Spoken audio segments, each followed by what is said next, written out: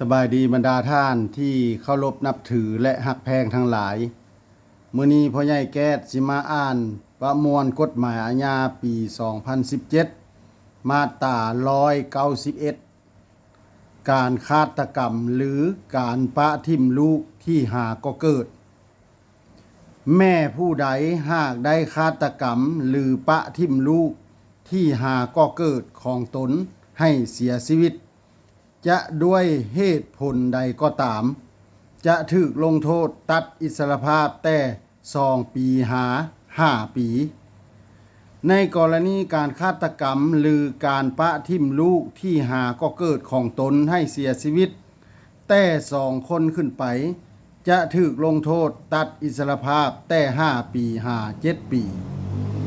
ถ้าถูกใจให้กดไลค์กดแชร์กดติดตามพ่อใหญ่แก๊สหน่อยเด้อถ้าอยากให้พ่อใหญ่แก๊สอ่านกฎหมายหยังมาตราใด